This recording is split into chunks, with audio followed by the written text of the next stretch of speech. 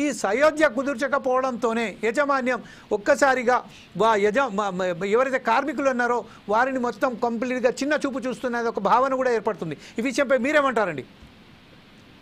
ఇవాళ ఆర్టీసీలో జేఏసీలో అయ్యేది ప్రతిసారి అవుతూ ఉంటాయి. ఇప్పుడు మా మిత్రుడు అశ్వత్థామరెడ్డి మాట్లాడినట్టుగా అశ్వత్థామరెడ్డి గారు నేను తెలంగాణ మజ్దూర్ యూనియన్ వ్యవస్థాపకులం ఒకప్పుడు.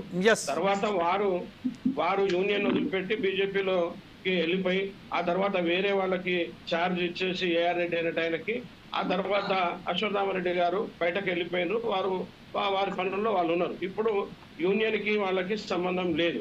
రెండోది కోర్టుకు పోయినాం, కోర్టు అన్ని మాకే ఇచ్చినాయి. చివరిగా హైకోర్టు కూడా మాకే కంప్లీట్ గా థామస్ రెడ్డిది యూనియన్ అని చెప్పి ఇవ్వడం జరిగింది. దాంట్లో మా మిత్రులు మళ్ళీ లో కోర్టుకి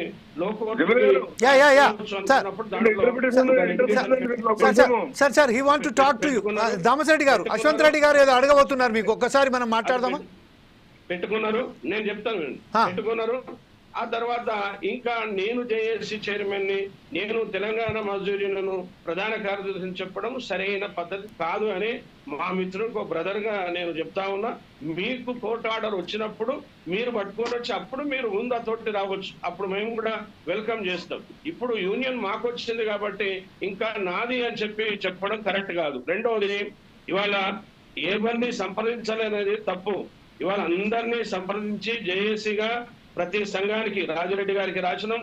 ఎవరికైతే సంఘాలు ఉన్నాయో సంఘాలందరికీ లెటర్లు రాసి మాట్లాడి ఒక్కసారి కాదు 4-5 సార్లు ఛాన్స్ ఇచ్చి ఆ తర్వాత మేము జేఏసీగా ఏర్పడి మా కార్యక్రమాలు చేసినాం. ఇప్పుడు 7 సంఘాలుగా ప్రధాన సంఘాలు 7 సంఘాలు జేఏసీ మేమున్నాం. తెలంగాణ మజ్దూర్ యూనియన్ గా, అట్లాగే ఎంప్లాయీస్ యూనియన్, అట్లాగే నేషనల్ మజ్దూర్ యూనియన్, అట్లాగే బీకేయు, బీకేడబ్ల్యూ, తర్వాత కార్మిక పరిషత్, ఇట్లా టీజేయు, ఇవన్నీ కూడా జేఏసీగా మేము రావడం జరిగింది. ఆ తర్వాత ఎస్డబ్ల్యూఎఫ్ వాళ్ళకు కూడా మేము ప్రధానంగా పోయి కూర్చున్నాం, వాళ్ళకి లెటర్లు ఇచ్చినాం. వాళ్ళు కూడా మీటింగ్ లకు వచ్చారు, మేము కూడా వాళ్ళ ఆఫీస్కి పోయి సంప్రదించినాం. మా సిద్ధాంతం మేము థామస్ రెడ్డి గారు, వెంకన్న గారు కూడా జాయిన్ అయిపోయారు కాబట్టి వెంకన్న గారి దగ్గరికి వెళ్దాం. వెంకన్న గారు, ఇప్పుడు ప్రస్తుతం ఏదైతే ఉన్నారో మన థామస్ రెడ్డి గారు చెప్తున్నారు, జేఏసీగా ఏర్పాటైన తర్వాత మనం నోటీసులు జారీ చేశామని చెప్తున్నారు. అందరికీ ఈ విషయానికి సంబంధించిన ప్రతి ఒక్కరితో సంప్రదించామని కూడా చెప్తున్నారు. కాకపోతే అశ్వత్థామరెడ్డి గారు ఏమంటున్నారంటే కనీసం నాకు ఇన్ఫర్మేషన్ కూడా ఇవ్వలేదు, ఎక్కడ కూడా ఉనికి లేని ఒక యూనియన్ ఈరోజు సమ్మెకు సంబంధించిన అడ్వాన్స్గా నోటీస్ ఇవ్వకుండానే సమ్మెకి వెళ్ళింది కాబట్టి నన్ను ఒక్కసారిగా ఒక చిన్న చూపు చూసి